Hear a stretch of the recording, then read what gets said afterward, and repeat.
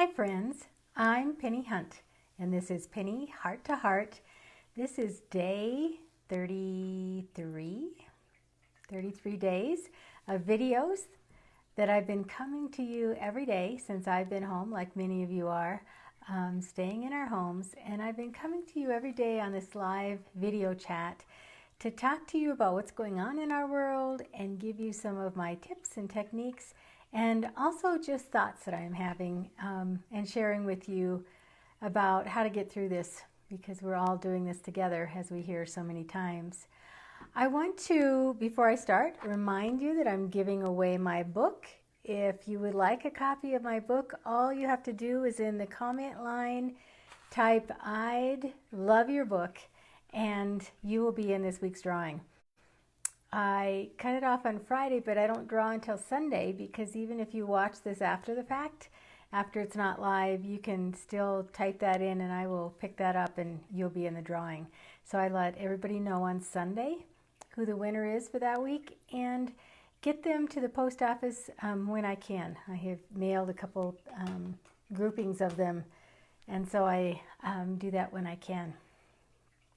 Yesterday, we talked about having magnificent moments and how it's a perfect time to find those little snippets, those little seconds, those little moments in time that really are magnificent.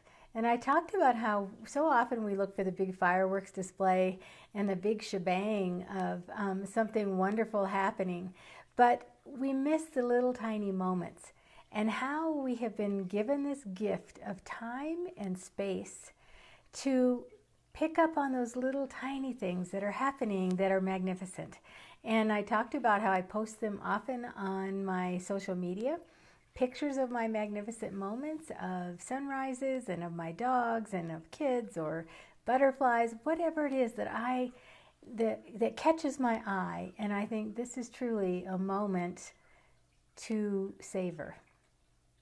A magnificent moment. What I didn't mention, and I want to mention today, is to share that with your kids. I know when I was a kid, I'd come home from school and we'd be around the dinner table and my parents would say, "What'd you learn today?" Well, what did I learn today? My answer usually was nothing. And I think if you ask kids, that's the answer you're going to get. But what if you ask them, what was your magnificent moment today? What happened that caught your eye that was so special, that was magnificent? It's different than what did you learn and put that pressure on them. Did they get their math right? Did they do good in their spelling test? Ask them what was magnificent and give them examples of yours. Magnificent moments of the day. So I just wanted to recap that, because I try most of the time to tell you how it can relate to kids, and I think that's a perfect one. What I want to talk to you about today is being an encourager, showing encouragement. I know that we are all on a roller coaster. Yesterday afternoon was not a good time for me. I didn't feel sick. I just felt kind of down. And I think we all do that. Even I'm the happiness lady. I teach people how to be happy, and it still happens to me. I can feel like I'm down. And so yesterday I needed some encouragement, and I started thinking about that this morning, how I felt better today. I was more my upbeat, perky kind of self today, and how we all need encouragement during this time. And I want to tell you some things I think you can do to be an encourager, to be the cheerleader for someone else. The first thing I think we need to do is connect with people and ask them if they're okay. Ask them if they're okay. Now, you might get a reaction like, "What'd you learn at school today?" And you might get, "Oh yeah, I'm fine." Because that is what we're so ingrained in saying. We're fine. Everything's fine. Ask them if they're really okay. Ask them how their days are going, especially if they're alone. There's a lot of people that are sheltering at home alone, and they don't have a spouse or kids to talk to. They might not even have dogs, like my two little dogs that listen to me chatter to them all day long. And so ask them if they are okay. I think we all need to know that somebody cares enough to call and connect with us and say, how are you doing through this? Isn't this crazy? How are you feeling about it? And ask people if they're okay. I think also when you do that, You need to open your heart like I just did to you. I just told you that yesterday was not a good day for me.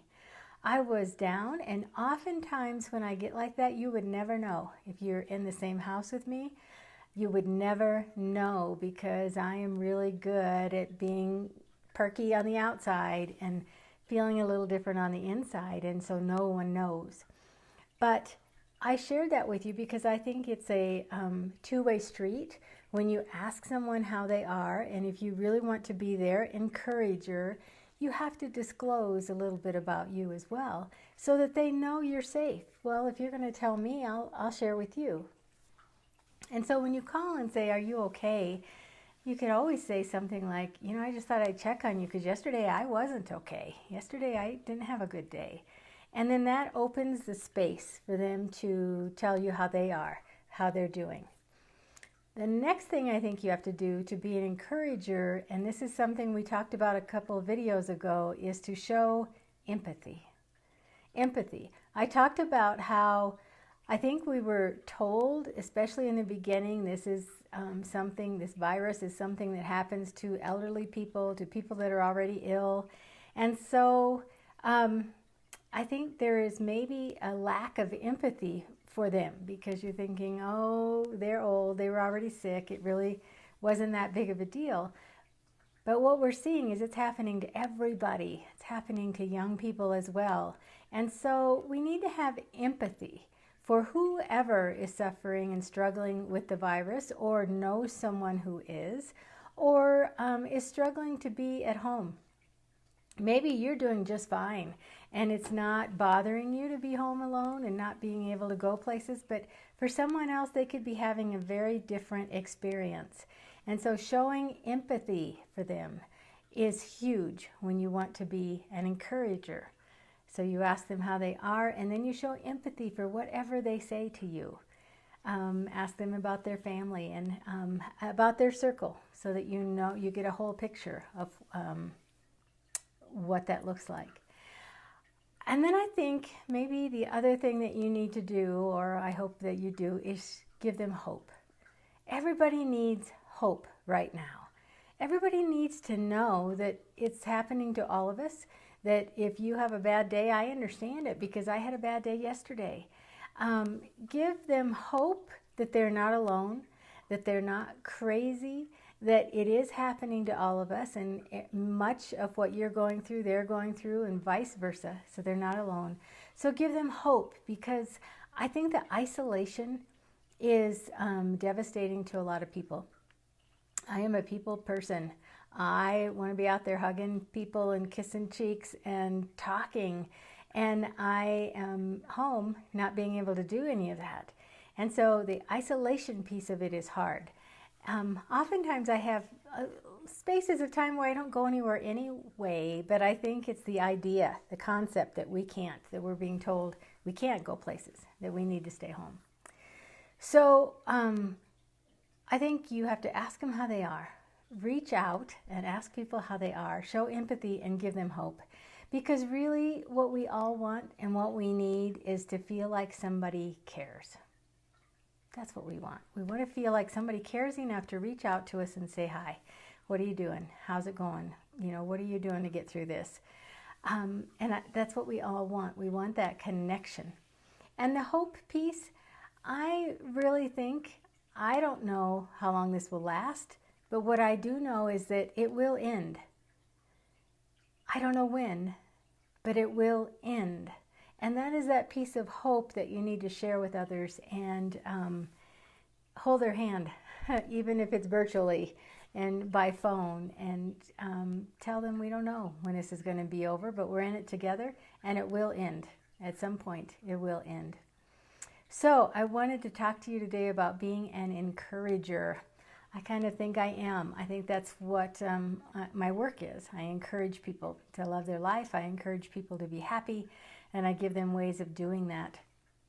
And it all goes with reaching out and talking, making that connection, empathy, and hope. So, I thank you so much for joining me. Remember, if you would like my book, just write in the comment line, I love your book. and you'll be in the drawing for this week's giveaway, and I'll get it mailed to you as soon as I can. On Sunday, let the person know, and then they have to send me a mailing address so I can get it in the mail. It's bringing me great joy to my heart to share my books with those who have been the winners so far. I come to you every day at 3 o'clock Mountain Time. I'll be here again tomorrow. I hope that you join me. I appreciate you, and I know that it takes a minute of your day and a reminder in your mind to remember 3 o'clock. And if you don't catch it live, certainly watch it later, and I put them on my YouTube channel if you like to watch on YouTube. I will see you tomorrow. I'm Pennie Hunt. This has been Pennie Heart to Heart. Thanks for watching.